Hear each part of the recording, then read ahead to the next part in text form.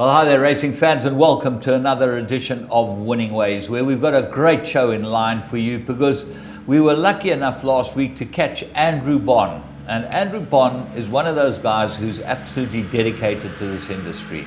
He spends his whole life making documentaries, doing ads, doing all types of things for the horse racing industry, and he's a bright man. Andrew. Yeah, no, you can hear the way he talks, you know, he's got good vocabulary. He's, as you say, he's as passionate as they come about the game. Well, we chatted to him and found out all about his beginnings, and then next week you'll be interested to watch a show where Laff told him about all the things that he had done, the misdemeanors he had done, and they did a very funny show. But thanks to Andrew for filling in all the spaces with some pictures and some clips and that, which is what he does best, and great to have him on the show, and I'm sure you'll enjoy it. But let's go to the weekend's action. Equine sport. Yeah, what about the rugby? Firstly, I want to know about the Sharks because you know, James, that they've had a good year. They're bringing youngsters through, but they 20-11 up or something like 23-11, and they're going well, and just boom, boom, boom. They got that. Didn't tackle properly in the second half. Kicked the ball away. Kicked the ball, and then the first half they didn't. So I was hoping they won, but I knew at the back of my mind they're going to be tough to beat the Free State boys in their backyard. But we got some promise. The fullback's a good player for the Sharks. What was interesting was Casey Pienaar playing scrum off for the Ruan Pienaar. If Casey played, we'd have drawn the match. No, they would. Ruan Pienaar, at least. Yeah, Ruan Pienaar. He just changed the game. He's a very clever man. What a player! I mean, really. And they've got a couple of wingers that can run like scalded buck. You know, both teams have pace out wide. So, yeah, I'm always hoping they do well. They've lost players to the Springbok set-up. They've had people move overseas. So I think the new guys that got coming through, there's a bit of hope there. There might be. I think Sean Everett's a big plus as a coach. And Mick Easter, what's his name? Nick Easter. Yeah, Nick Easter. But I think that's now you've got a team that are they said just get away from the Shark setup where everything's about the sort of old blazer and whatever. And I do think that they'll be very much better next year. What I really enjoyed was that the Lions avenged their defeat the first game of the season, beating the Griquas to get to the final. It's going to be a cracking final. Yeah, it'll be very good. It just shows rugby's healthy. Yeah. And obviously we've got the World Cup coming up, so select players have been taken out, and we're hoping there. But it's great to watch these Currie Cup matches and the Currie Cup final. What is your take on the World Cup? On the World Cup? I think it's a lot more open after 2 defeats by the All Blacks this year. They would be favourite in any man's book. They've been the favourite for every game they play, anywhere they play in the last 20 years. That's how good they are. I don't think the Wallabies beat them. I think the Springboks might make the semis. Ireland looked woeful against England, so England will be a big runner for me. Wales can't afford injuries. What about France? They got the flair, the Gaelic flair to get They it blown. always get to the semi-final. Every 12 years, they're in the final. Every 12 years, yeah. Well, I think they'll be the dark horse team to watch. So you got to wait for 23 for them because they were in the final in 2011, so 2023. So you're a stats man, are you? Absolutely. Yeah. So what about the stats about the game yesterday? Spurs Arsenal, very good game. I was talking about Everton Wolves actually. Oh, Everton Wolves. Well, there again, centre half caught sleeping. Yeah.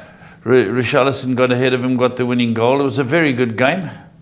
Game. That's why that league is so good. They're good at home, Everton, with Mini Mourinho coaching them.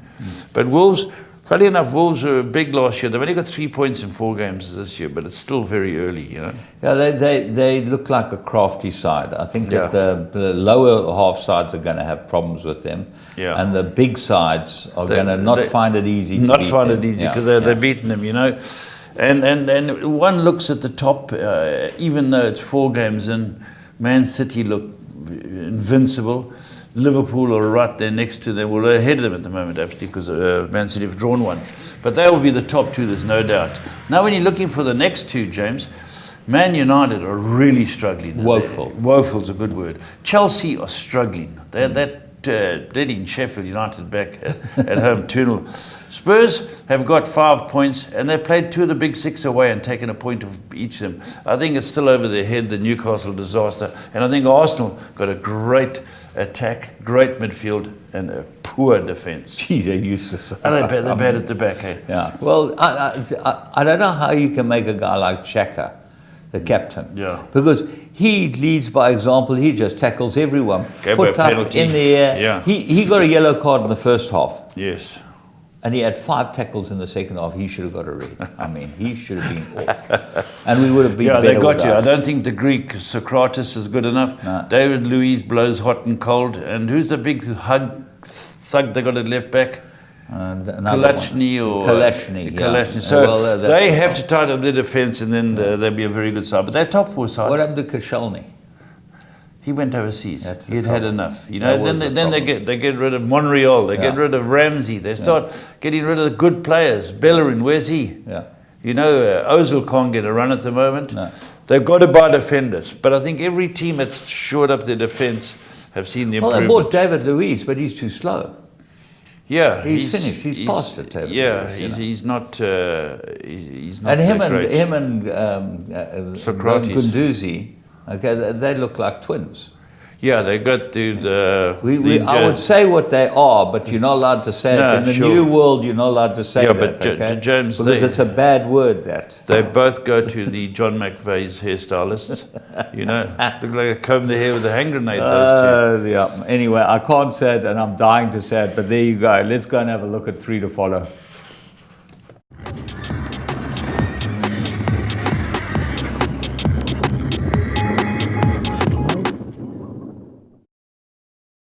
Well, let's go to Scottsville on Wednesday. We had some super racing there, and after a barrier trial, we picked up one good one and one awful one. But anyway, we'll talk about that when we get to it. Let's start with the good one. Go Kitty. Mike Pappas owns it, and he's given it to Nasrich. Nasrich. Yeah, to train. Yeah, Nas is doing all right. Yeah, good for him. You know, he's one of those guys. He's a good guy. Yeah, he's one of the good guys, Nas. He'll do his best for you, and he certainly did his best with his 5-year-old mare of Mike Pappas's. Did quite a good barrier trial, and then came around a cracking good race, because I'm not sure the inside was the best going at Scottsville on Wednesday, but this ran a really good race. Let's go and pick it up against one of the better maidens in South Africa. Yeah, here it is here at Trap 3. It's Go Kitty in Michael's blue and white colours. It jumps well. It gets into the race very quickly, and it looks like it stays there all the way. It's a very good run. I'm not beaten far. You know, Blanket of Snow and Up to Tricks, they're showing good speed. The favourite is Maiden Prayer, who eventually wins it. It's in the Fullard and Drew colours with the blue cap, 4 off the inside, the left-hand side of your screen. And here the horse we found's got the white cap, and it's never far off the hunt. No, always going pretty well, ridden by a 4-kilogram claimer, and he is a bit weak. Maiden's Prayer's in behind her with the blue cap and the blue sleeves, and she comes through smoothly to win. And looked under a bit of pressure at one stage. She was the biggest odds-on favourite you've ever seen. She'd run a place in a group race, so she looked like a good thing in this race. But here she's under pressure. Maiden's Prayer comes up to Go Kitty. Go Kitty's now getting the right-handed and running on and trying. And then he changes stick quickly. I'll give this kid his due. Yeah, he rode well. Like he rode a very nice race, you know, and he kept on at it. He just needs to push a little harder.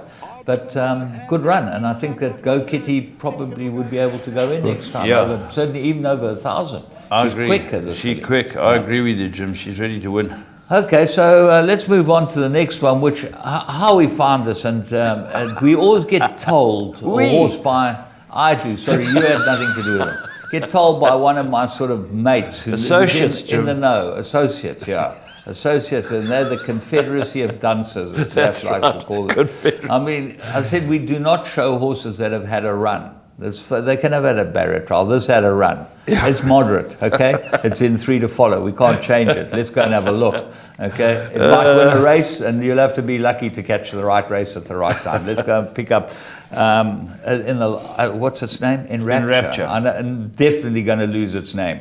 In Rapture, Scottsville, last race, ran a sort of battling third. Let's go and find it. Yeah, here's in Rapture, and it went off at 33-1. Gets a hell of a squeeze at the start and has to go in behind them.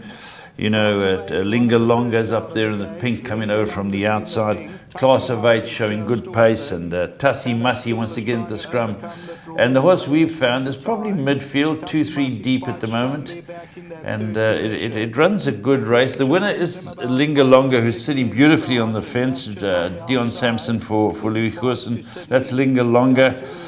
And a class of 8 is showing speed. They fight it out of the stretch, and in, what's it, James? 7th place now is in Rapture. Yeah, it's by Karari. It's bred by Rites Kral. The last one, funnily enough, Go Kitty, was bred by Gary Lees. You know, I made Gary Lees. Yeah. He's bred it for Michael Pappas. But here's in Rapture, comes out wide, and just a pretty sort of ordinary one-paced run. And runs on and sort of Maybe a bit further, Jim? Maybe a bit further. It's out of a Daylami mare. It should go 2 miles further. That's what I'm saying, so, you know. But it stays on for a place, and in that instance, you can't fault it. But as James said, it doesn't jump out at you and say, back me next time. Not a horse to put in the black book. We'll leave it out of our black book. Put this in your pink book. Yeah. But that's possibly could win the pink book. Possible. Possible it might win a race, that's it. But talking about pink, Lingalonga's home. Lingalonga for Louis Goosen, as you said. Yeah. And I think Louis' stable's coming to a bit of form. We'll watch him a little coming bit. To Summerfeld as well. Louis, you know, he's coming to Summerfeld. Yeah. Has he moved to Summerfeld? He's going to now. Is he? Yeah. That'll be a bad move for him. Why? You know what? Louis likes being in the outback. Okay, Australia, Vaal and Ashburton. That's where he should stay. Anyway, Lou, good luck on your move to Summerfeld. Nimitz is the next one we picked up. That's Thursday at the Vaal. You all saw this, but you can't help but pick it up and say, what a run. This is the first time of Mike de Cox. Was it Captain Al, Jim? Yeah, and beautifully bred and big and rangy. And they said in the interview, it's very interesting listening to Matthew de Cox. It's his birthday today. Birthday, that's right. Yeah, happy birthday, Matthew. Yeah, well done. Happy birthday. Yeah, made it to 21. Yeah. Of being beaten around the ears by your father, which you deserved. Anyway, Nimitz, he said, listen, the big backward horse, need a bit further and a little underdone. Absolutely right. Let's go and see what happened. Yeah, interesting race. Here it is here, and this is Nimitz. Now, it's sort of jumps into the air, and it's sort of trying to get into the race here, but when you see it in the straight, it's tailed off last, so keep an eye for that. Sambuca shows good speed, Mighty Storm, Rock Breaker, they're up there, and Callum Murray's trying to get this horse into the race. It looks like it's the Ridgemont colours, Jim. Yes, we've got the white cap at the back on the right-hand side of your screen. And you can see he's got a big action. Now, if you look at this horse's pedigree, he's out of a Giant's Causeway mare, bred by Highlands, by Captain Al. This horse has got to go the trip. And, you know, Captain Al, when you put him to a mare loaded with stamina, they did stay. And this horse will probably be better over a mile plus. Yeah. It's not in the picture now, and you know, Sambuca's off like a dirty shirt, as they say. And a couple come to challenge it, but at no stage do you think, well, Nimitz is going to appear on the scene, and still hasn't come into view here. And Warren Kennedy said, "Hi, Silver, catch me, guys," and they're starting to come at him. Still no Nimitz. No Nimitz. Well, the other two, the third and fourth, come at him. Here's Nimitz on the outside, and I don't think Callum Murray gave this a bad ride. I think that he just battled to get it. He got it in the clear. Good he intro. did his best. And this horse looks like he's got plenty of ability. So I would certainly throw him into your 3 to follow. Throw him into your black book, not your pink book. That's right. We've got a very interesting Where Are They Now? You'll love this.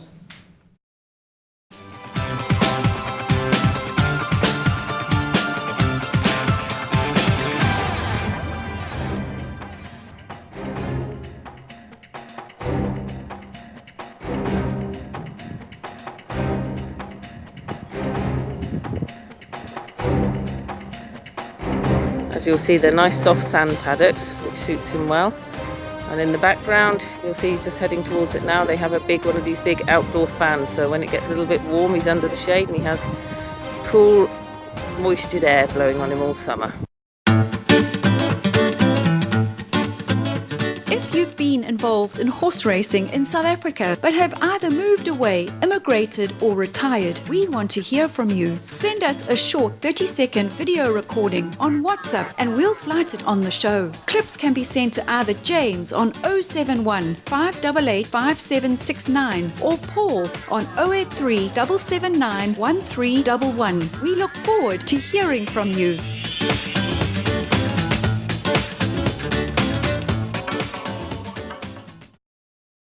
Well, we have a lot of human heroes in this business, and we're going to show equine heroes as well. Last week we had Alamani, who won the Emerald Cup. This week, Wolf Whistle. Now, if you look closely at that and you pause your decoder or whatever, you'll see that Wolf Whistle's 21 years old now. Yeah, that's right. He won the Summer Cup well. in one of the greatest finishes ever. With Yard Arm, I think. Yard Arm and That's Wolf right. Whistle. Stratham and Shea. Yeah. That's yeah. right. Shea beat Stratham, I think, the only time in his life. And 1 July, that's all. Oh, yeah, those are only two, yeah, but they counted. Shea was in a coma in those bloody maiden plates, and I just did a stat that Kevin Shea's ridden in the Maiden Cup twice. Yeah? And he's won it twice. Is that so? Yeah. Well, he's not a maiden anymore. Shea's got a good record, but that's good to see that horse there. Wolf Whistle, you know, it's fantastic. That was Heather telling us about it and the thing, and she sent these across. You know who Heather is? Heather Devlin. Yes. Paul Devlin's wife. Yeah. And she works at this centre where they have retired racehorses, and they have a huge amount of horses there that they look after. And they've got 2 South African horses. Next week we've got another one who's fantastic. a lot older than this horse. And this horse is 19, okay? And he's spent, I think, the last 8 years or 9 years at this retirement centre. They get exercised. It's fantastic. It's a great just fabulous. And Heather loves the nags too, and it's fantastic that she's sending us this stuff. It just shows you Dubai racing. You know, we all love Dubai racing. It shows you what they do for the horses. Yeah. They love their horses and they look after them. They put up a retirement centre there, which is properly manned. That horse big looks fans, magnificent. Magnificent, yeah. You know, he goes into the paddock and he gets a fan on him with a bit of spray and that. The guy who pulls his mane must have been fired. No, his fingers got arthritic. Okay. So when you get old like you and I, you can grow your hair. That's because right. If you've got hair, you're lucky enough to grow it. Most people don't have hair. That's right. So that's why we grow our hair. Yeah. You know? All those guys who tell me now I should keep having a haircut, none of them have got any hair, so they're jealous. Right. Okay. They're jealous. Right. That was Wolf Whistle. You'll all remember him, trained by Mike de Kock. He went to Dubai. I think he won a group race in Dubai. He might have won a group 2 or group 3. He might have, yeah. He was and good, then got retired there. So it's fabulous to see him. Right, let's move on to the plum of the week.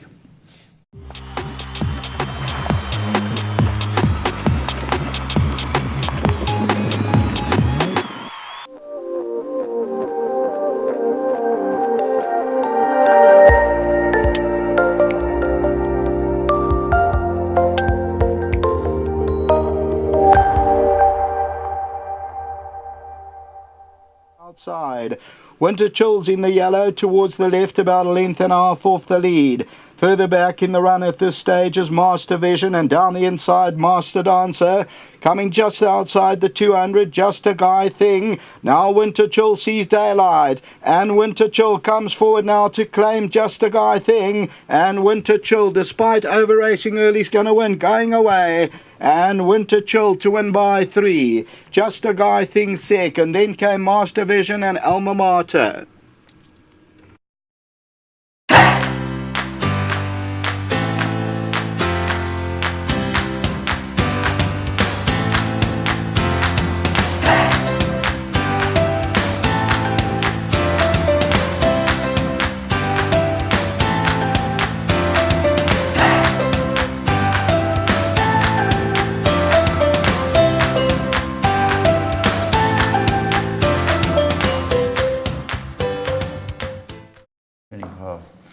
Right, well, there you go, Winter Chill. Now, it was very interesting races, you know, and I'm always castigating the Ant Magudwa, saying not strong enough, and give him a hard time. He rode a cracker on this. Well done, Ant.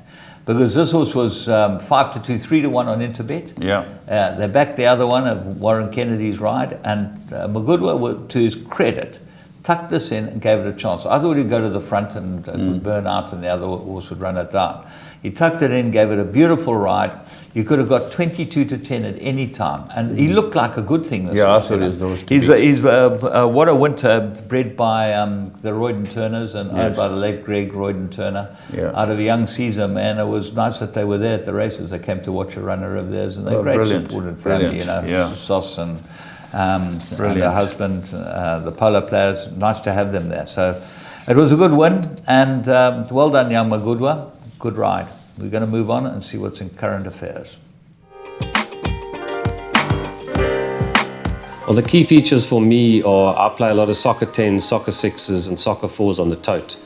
And the key feature for me is that I can follow online the payouts as the soccer matches are going and see exactly where I stand. And if I see I'm winning a lot of money, I can always back the other team to cover myself as well. So even if I don't catch the soccer 10, I can still make money from it if I'm in a position where it's paying a lot of money.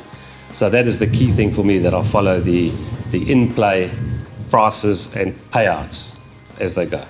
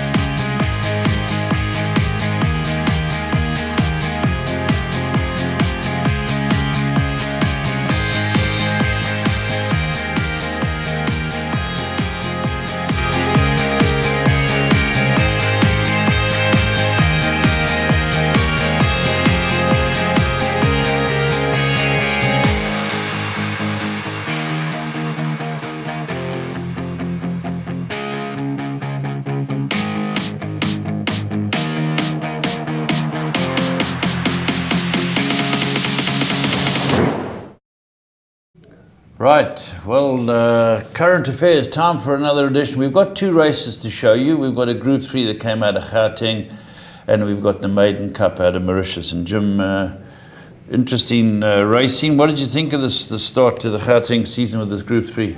Well, it's called the Spring Spree Stakes. Yes. And it was the last day of autumn. Okay. But it doesn't matter because that's what they mean. it's very close. Yeah. Okay, so we had spring starting. It was a cracking good race. Yes. Roy Magna and Michael Lassie fighting it out. And Roy Magna, they dead heated as it turned out to be.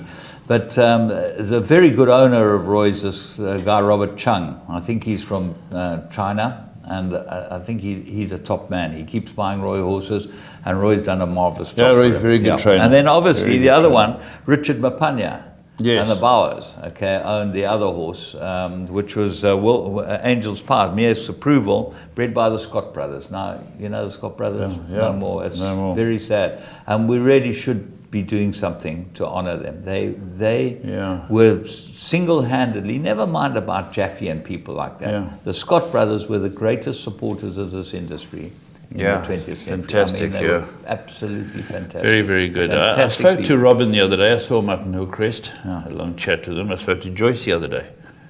So, no, they both of them keep an eye on the horses. Oh yeah, they love the horses. They love That's the it. horses, They are, and Des and Robin, what they did for this, they built a TBA. Yeah. They gave them the money to build a TBA, and Good guys. they're fantastic people. Anyway, so let's go and pick them up. The Spring Spree Stakes. It's a Group 3. We'll pick them up at the 800-meter mark. They got 1,200.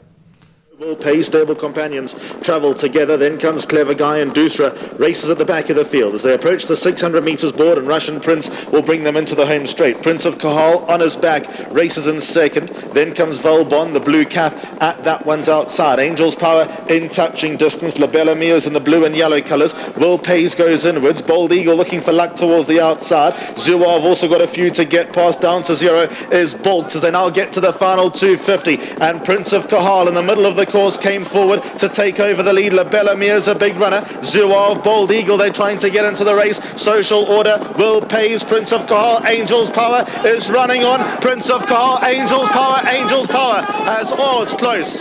Very, very close. I was going to go Angel's Power, but at the line I'm not... That was close, Jim. Well, obviously, because it was a dead heat, but there were a lot of horses around them, ran good races. Yeah, I think it was a great start to the season.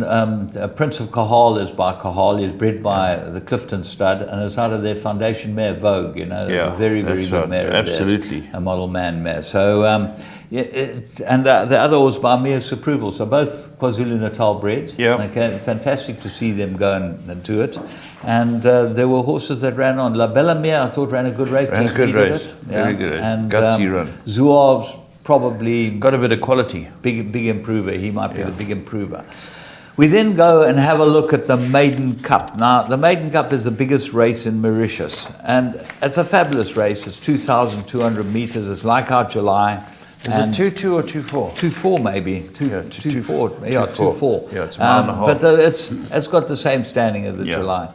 And it's a fantastic race. And Ram Gajadar, one of the Gajadar team, he ended up winning it with Nunes. What's this guy? Miguel, what's his name? Miguel, no? No, I know his name. Nunes.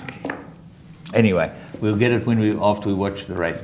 Watch where he places this horse in the all red colours and what a ride he gives. You know, James, this horse has always been a difficult horse. You remember he threw Marcus off in the ring here, might have been the Daily News, he did his wrist. Yeah. The Geldon trying to get him back, and he still ran a very good race. Brett Crawford. In fact, I think that, Brett Crawford had a couple in the race. Yeah, Nebula. Brett Crawford had also had Nebula. Yeah.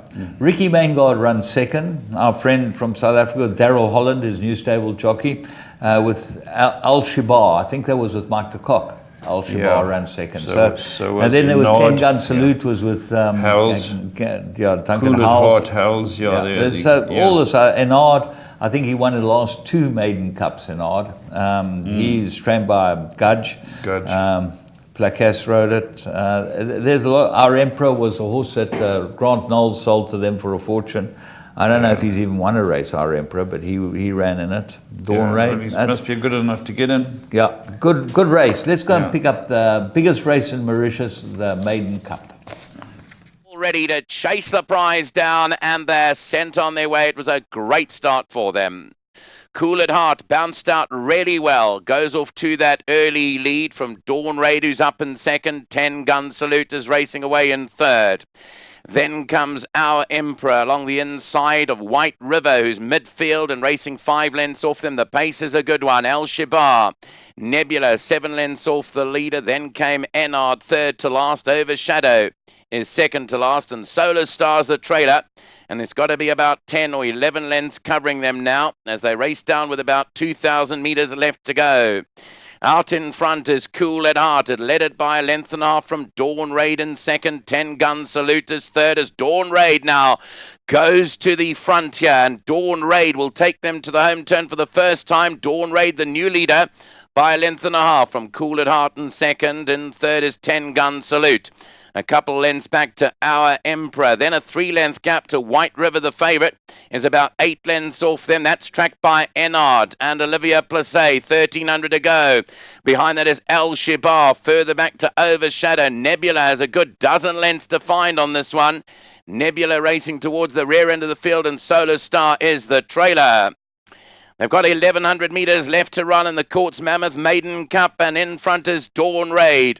Takes them along by a couple of lengths. Now Our Emperor is going to hasten the pace up again. Our Emperor is now the new leader. From in second, Dawn Raid. Cool at Heart is neatly placed in third. Will it see out the trip? 2.5 lengths off the leader. Then came 10 Gun Salute. White River tracks them down the inside. 4 or 5 to make up. Enard is further back, is starting to feel pressure. Behind that comes Al Shibar, Overshadow. 7 to go with Nebulos now starting to move on. And behind that came Solar Star. 500 metres left to go in the Maiden Cup. And Cool at Heart has picked up the lead now.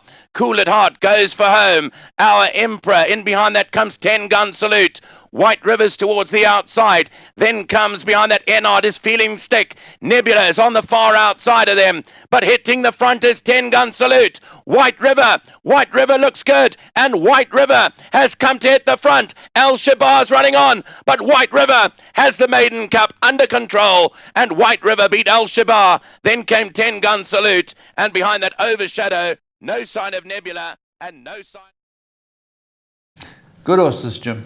Yeah, won a good race. He's unbeaten there. Is he unbeaten? Yeah, sure. The runner-up ran a good race, Al Shabar, but White River does look like it'll be winning this race next year. Okay, well then let's go further east and see Dougie White, our homegrown hero. Fantastic. Had his first winner, second runner. 49 horses he's got already. Yeah, and the horse's name was well named, Adonis. Yeah. Dougie White's an Adonis. He's an Adonis. Okay. Yeah. Not in size, but in stature. Richard Bayless rode it, and great to see him off the mark. And Aldo De Meyer. Yeah. 2 winners on the day. Aldo's chasing the championship. Don't you worry. Well, everyone was chasing him when they had the jockey sprint. They'd have them in this country every now and then. And Aldo wins by a street. Yeah. He's the White River of Hong Kong. Sure, he slaughtered them again. Yeah. Yeah. He should actually be a track star. Aldo, he should be a sprinter. He absolutely cruises, and they're all under the whip. Well, it's the way he's running away from his father. That's what he's done. He spent his life running away from his father. I think he's a great rider because his father's his father's had a say in his riding because his father was a great rider. Yeah. Talking about riders, Randy Romero died during the week, and that was very sad for me. I thought Randy Romero was one of the great horsemen, great riders, great people in the racing game. Great jockey, rode 4,294 winners in his career. Yeah. He was a star. He was the guy who won on personal ensign for Shug McGoy in the distaff when they beat winning colours. I think it was a short head. They battled all the way down the straight, Randy Romero. So he was a very great name, Jim. Randy. I'd love to have been called Randy Lafferty. Hey, so you can still be called that. Yeah, I still do. Yeah, but I love the name Randy Romero. From now on, okay? Anyone, producers, Randy Laff. Okay? Randy, geez, I know it's well named too because it goes right to the core. Right to Casey's Shadow was a movie that they made after the Romero family. Okay. Back in the 80s, and it was about the family. His father was a state trooper who trained a few horses. Had 5 kids, and Randy was the top rider out of it. Just finishing off, the new stallion fees for the new sires in Australia. This will be interesting because there's a couple of horses there that I really think will make it. Well, what do you think will make it? The 2 that I talk about, Mendelssohn. Yeah, well, Mendelssohn stands at 17,600 at Coolmore. And there's the other one, the Saxon Warrior. That's one son of Deep Impact, okay? He stands at Coolmore for 24,700. So, when we got the Magic Million sales in 16 months' time, 17 months' time, this is where we're going to be able to buy them. Yes. Santos stands at 16,500. He's at Aquis. And the other Japanese horse, Brave Smash, who is a multiple Group 1 winner, he stands at 22,000. Is he a Deep Impact as well? No, he's by Tossin... that's his name. That's the first name. Tossin Stardom. He's 22,000. Darley have got Harry's Angel. Okay, he stands at 22,000. Must be a Dark Angel. Yeah, and then the other Deep Impact horse is Real Steel. He stands at Arrowfield, John Massara, for 16,500. So imagine having those 6 stallions coming onto your stallion roster in Australia. Just as first timers. Jeez, Mendelssohn and Saxon Warrior, who we know those top very well. studs have got really good stallions. Yeah, and then obviously you've got all the others. Here we've got Deep Impact son's going to stand for his first season. Donnan Platino. At Mauritius. So Mickey's got that stallion that raced out here with Joey and Markazi, or Markazi and Joey. Hat Puntana. When Mickey put his international race record on video and put it on the air, he was a superb racehorse. Oh, he won his maiden bar about 12 in the first time out. Sure, he was Very, very good. And he's a nice black. Yeah, big, he strong was a black horse. very, very good horse overseas. He won a race here, but overseas he won Guineas. Well, he won a won group, everything. I think he won a Group 2 here. I Yeah, think he with won Mark that, Hazy. that Emperor's race. That's when I think Gaynor had come in and bought a share, Yeah. and that's right, yeah. Obviously not right. Never was right here. You couldn't get right. Yeah. Sometimes it happens with those Happens, Argentine yeah, horses. happens. But certainly big times to look forward as far as Australia is concerned. We're going to take a break and we'll be back with Andrew Bond, Part 1.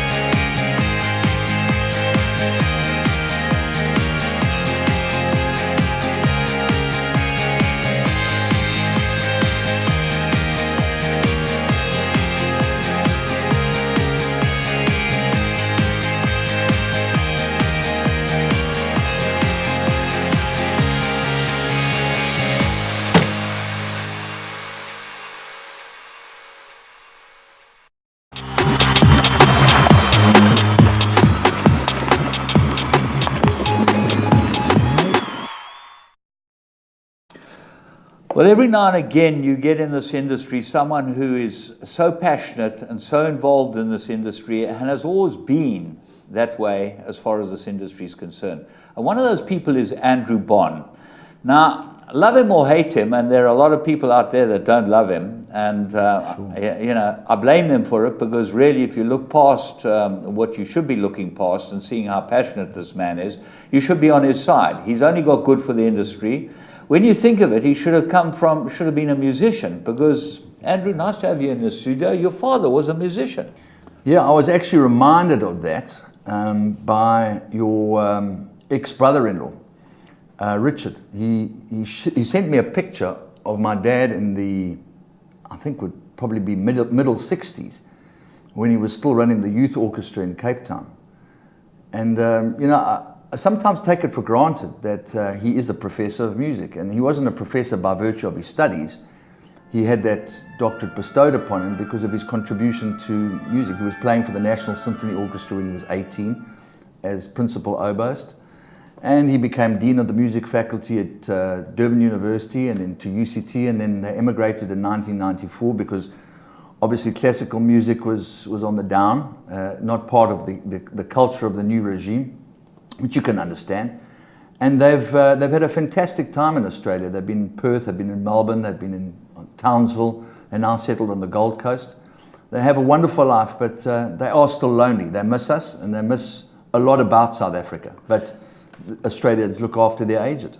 Your mother, was she involved in horses? Not at all. She was a landscape gardener. She was an interior decorator, designer. But her father, the late Isaac Pieter Maria, was a veterinarian to the late Tim Furness in the 50s. And he also did a lot of work for John Breville in the 60s. So he worked for the Oppenheimers, yes, basically. he did. Yeah. He did. Yeah. And I think he was partners with Maurice Azzi. Okay. And I don't remember what they actually looked like, but I remember that I was walking around in nappies at John Breville's stables in the days of Tiger Fish and Hengist and King Willow. That's how long it goes back. But there must have been some hook that got you involved in horses. What was it? I think it was my grandmother, because my grandmother was really, really close friends with Auntie Marge Breville. She passed away earlier on this year. I was speaking to Gilly Dry the other day, and Auntie Marge was in her 90s, her late 90s. So she outlived John Breville by many, many years. And my gran always used to take her little jackpots and her duplas and all that sort of stuff. And we moved to Natal in 1972. Being at Durban High School, myself and a guy called Andy Schmidt used to take my chopper bicycle at lunchtime, and we used to go roaring along Essenwood Road and down Marriott Road, and we used to pull in at the subway, park my bike there, chain it up, go to the 50-cent ring, and we used to watch horses. I was there when Politician had his very, very first start, in which he got beaten by a horse ridden by Robert Sivright called First Rate. In fact, it was trained by Robert Sivright, ridden by Brian Dees, funny enough. Bertie Hayden was obviously on Politician, but he got beaten his first start and never looked back after that. But I remember it like it was yesterday. So you're one of those people that comes from nothing horsey background but got bitten by the horse racing business. I think a bit like Mike de Kock in a way, not that I should be spoken about in the same breath.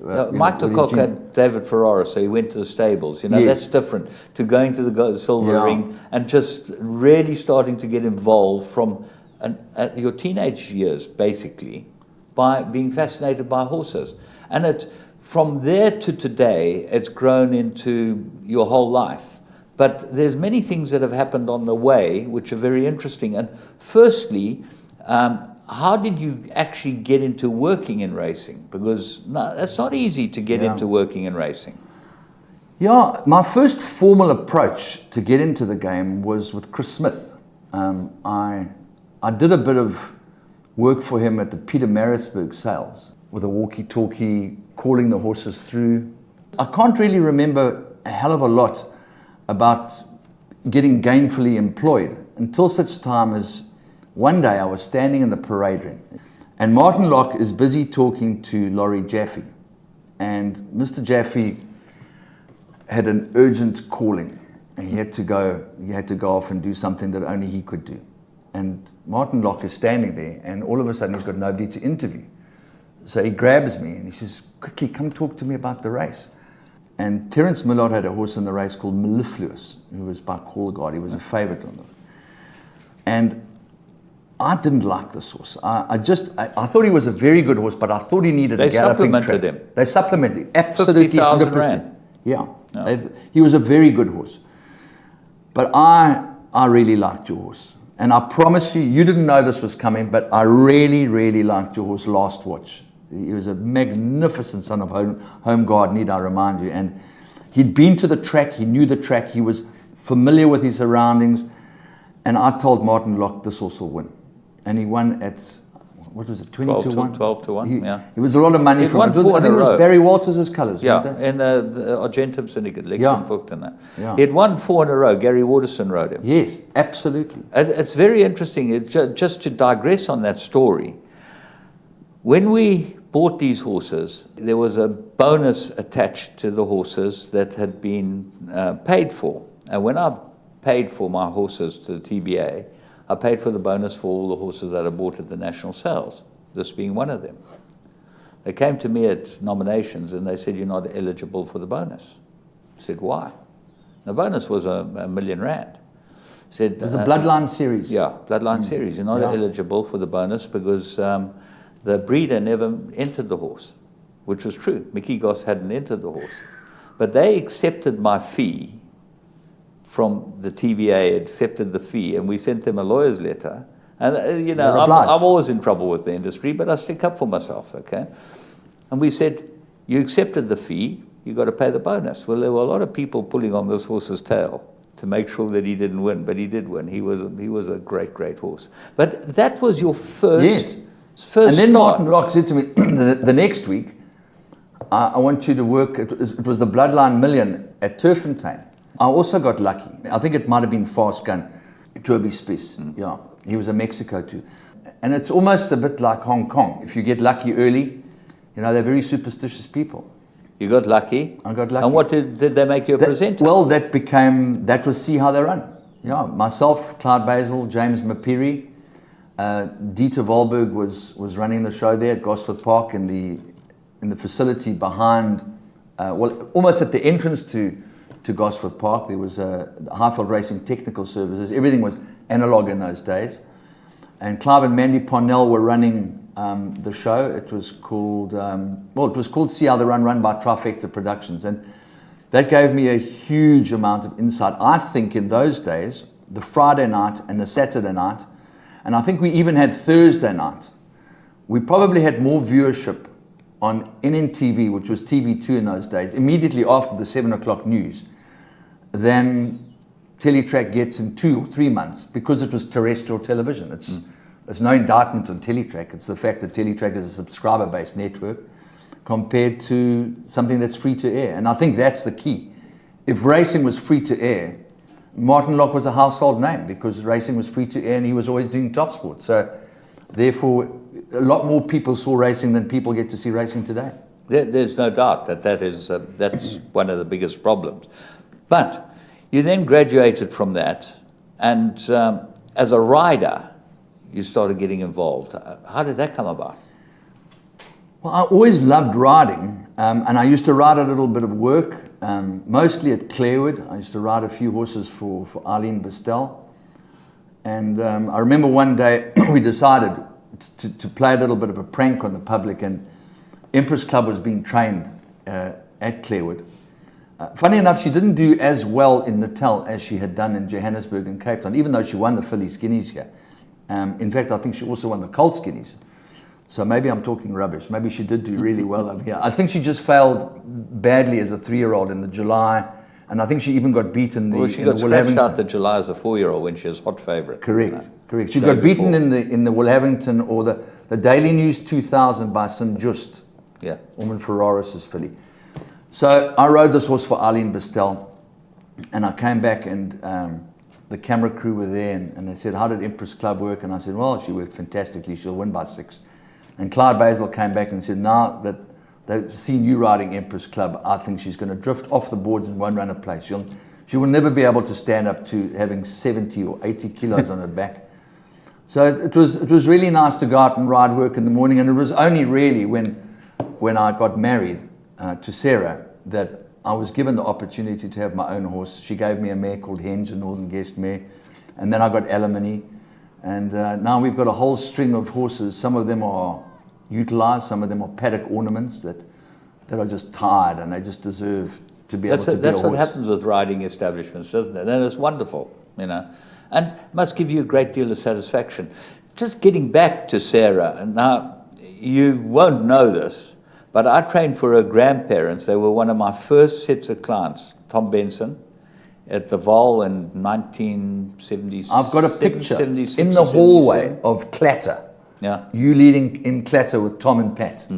Yeah. So I've just become aware of that recently. So I've known Sarah probably all her life. Longer than I have. Longer than you have. But you're a bit of a gallivanter and a bit of a boykie around town. How did you end up with Sarah? You know, it's a fascinating story. It is a fascinating story, and I must admit I pinch myself every time I think about it. She doesn't think so.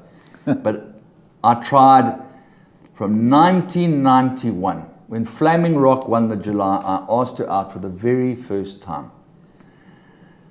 It was an historic day, actually, because when you think about it, Flaming Rock, Rakeen, Al Mufti, 3 of the best sires we've seen. You know, maybe Flaming Rock wasn't such a great sire, but it was a great July. That's when I started asking her out. It took her 18 years to say yes. So, and I persevered. How many times I got stood up, and how many times she said.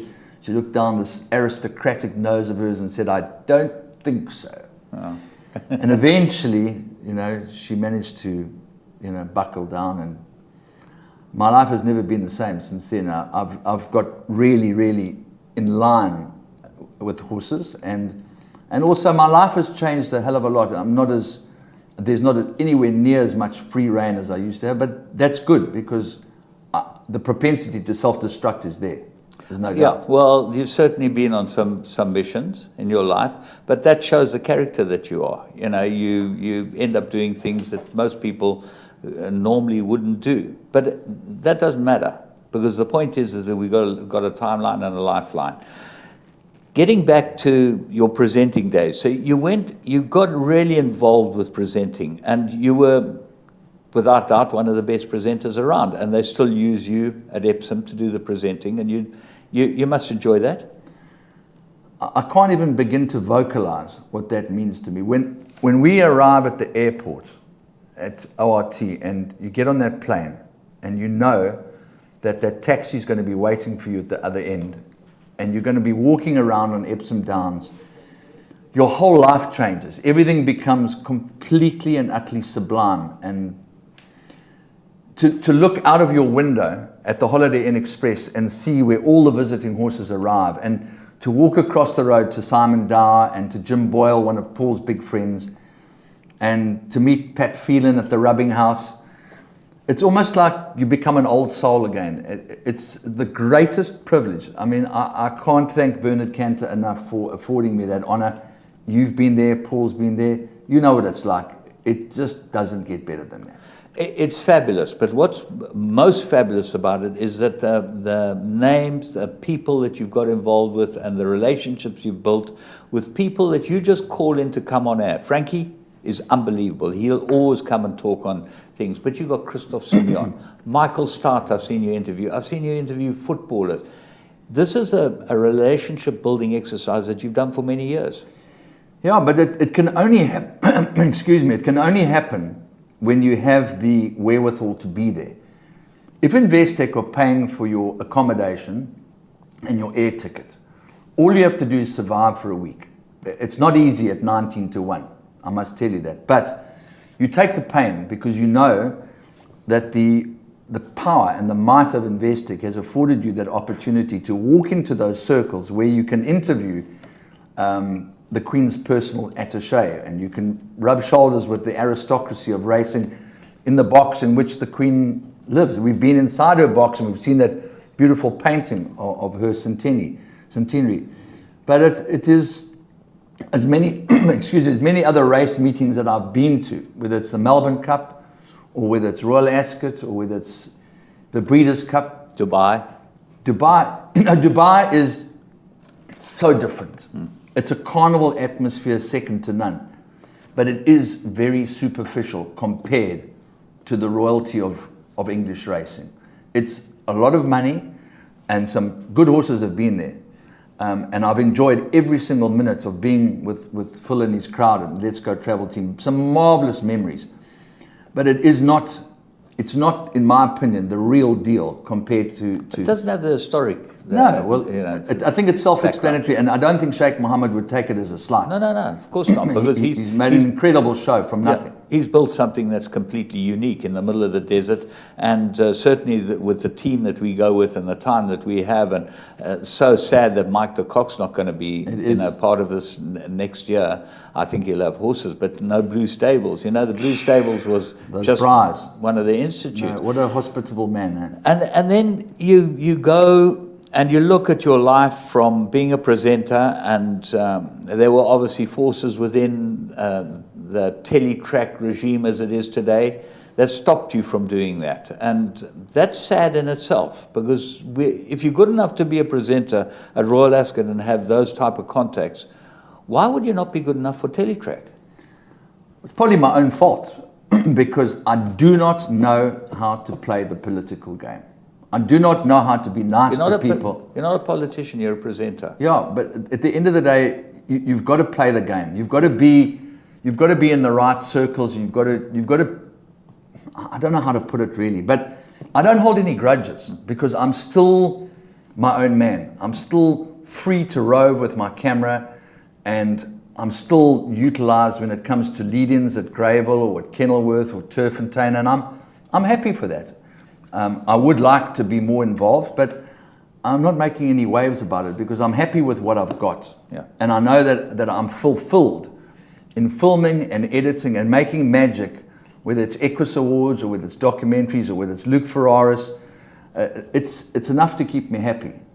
So I'm not devastated, put it that way. Andrew, one of your great attributes is the archives and the footage that you've put together. You've done yearlings for people. You've done all types of footage. It must give you great satisfaction to have that, but is it utilized enough? Isn't there an opportunity for our racing channel to utilize more archive footage, put together more dockies, put together more stuff that would be interesting to people? I know they don't have time in betting time, but you know, a lot of people sit up after 10 o'clock at night and have nothing to do and would like to watch something good. Well, I think maybe your show is a classic example of having a slot that is guaranteed. People are creatures of habit. If they know they can set their VR or their decoder to record your show from 10 to 11 every single Monday night, it becomes an institution in itself. So yes, I do think that they could utilize a lot more archive footage, but it's all about budget. At the end of the day, I have to make a living. I can't give it to them for nothing. Sure. There's lots of stuff that I've never used, but at the moment it's turnover driven. If it adds value and information to the punter, they will use it. There are spots for important stuff that's historical and relevant. But as time goes on, I think that we're at the threshold of a major transition. I do think that there's some passionate, dedicated, affluent people that may come to the rescue. And I think racing is too powerful to ever die. I think hopefully we can get into the same boat as the Australians, because Australian racing is booming like never before. They've got a recipe, but the stats are overwhelmingly in their favor about the amount of people in the population, 20 million people. 1 in every 12 has got an interest in a racehorse. Yes. That's a staggering stat that we could never match. No, absolutely. In summing up, you've had an incredible journey. You've still got a long way to go because you're a young man. But is there one thing, one highlight that you'd just like to put on the table before we close it up? Nothing can beat the Investec Derby. Absolutely nothing. It's just, I look forward to it like I feel like I've been under the sea and gasping for breath. When I come up and I'm at Epsom Downs, I feel like I'm alive again. Not to say that I don't love going to the Met or the July or the Summer Cup, but that's the holy grail for me. Andrew, absolutely fantastic chatting to you. Blaf's going to talk to you next week about a couple of things that have happened in your life. That should be fun. But thank you so much for joining us, and it's great to be able to get you in the studio and for you to have made this time available. Well, thank you for being so spontaneous and affording me the opportunity. It's always valued. Andrew Bond, there is a man who really loves this game, and he's contributed a great deal. It will be very interesting to see what he's got to say to Laf next week when Laf puts him on the spot. Until next week, have a great week's racing.